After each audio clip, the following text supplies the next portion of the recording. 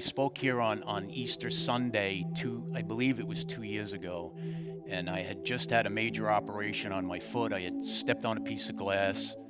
I'm a diabetic, and I have neuropathy in my foot, and I have no feeling in my feet, and so the bright me that I am, and I went and got a pocket knife, and I dug the glass out of my foot, and went to the doctor the next day. The wound had healed, but the infection was already there. We don't know how long it was in my foot for, but so I went in for an operation, and I was septic, and I was in the hospital for probably about 6 weeks.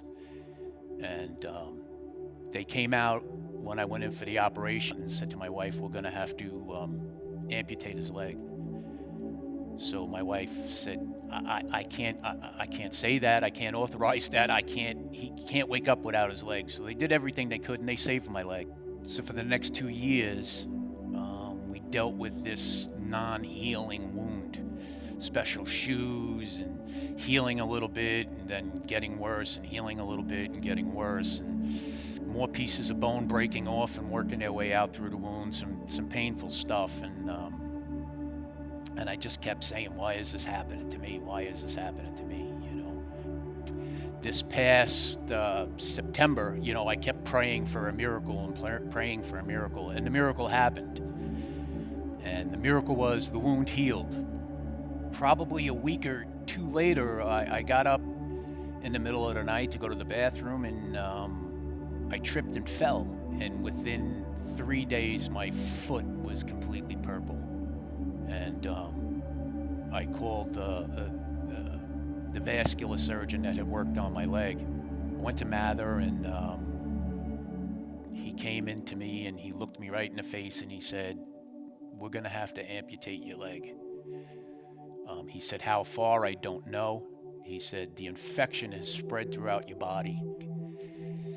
And at that moment, I just surrendered. I said, "Okay, I looked up, I said, it's in your hands." And Pastor Nick had shared a long time ago in one of his sermons about, you're in the wheelbarrow, and you're going across Niagara Falls, and God's holding the wheelbarrow, and you're either in or you're out, and I was kind of like in and out over the years. I'm in a little bit, and then I'm out a little bit, and then I'm in a little bit, and I'm out a little bit, and finally I said, "I'm in the wheelbarrow, so I went in, they amputated my knee, and I began my recovery in the hospital. So time got dark there for a while. I run a international support group for PSP and CBD. It's a rare brain disorder, and I work for the PSP CBD Foundation as a volunteer. And so I do a support group with them, and then I do my Bible study on Thursday at the Life Group, and which, by the way, is the best life group in the world. People are just incredible. And I stopped doing my Bible study. I stopped doing Life Group, and times were dark. They were just... I was mentally, spiritually, and physically broken. And that's when hope came. I started doing my physical rehab, and my wife always says to me, "God didn't bring you this far to drop you." And she constantly says that to me. "He didn't bring you this far to drop you. He didn't bring you this far to drop you." And I'm like, I know he didn't. I know he didn't. And she's like, "I'm just reminding you, he didn't bring you this far to drop you." And she's like, "It'll be okay." And so I came home, and I was able to get around in a wheelchair, and I kept saying to myself, "I can't believe this is what's going to happen to me for the rest of my life, and I'm going to be like this, and I have a little potty next to the bed." And it was embarrassing, it was shameful, it was all of that wrapped up into one. And you ask, why hope? It doesn't sound like hope. Hope is the beginning, and that was the beginning.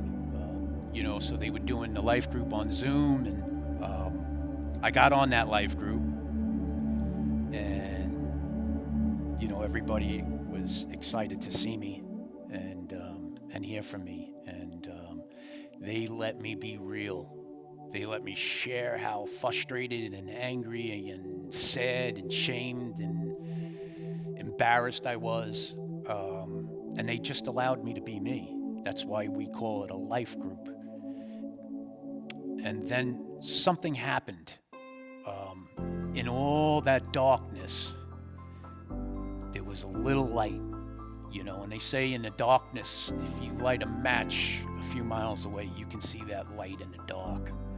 And that began my journey, that little light. And I said, okay. And I said, I'm with you on this. Whatever you want me to do, whatever it is you want me to do, I will do it.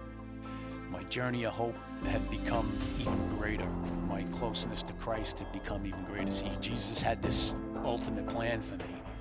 Now wherever I go, I'm like, oh, you want to see my prosthetic? And I pull my prosthetic up, and I say, oh, look, this is, and I'm not, the shame is gone, the embarrassment is gone, there's nothing to be ashamed of and embarrassed of. I am a child of God, and He made me in His image, and that's what I started to realize.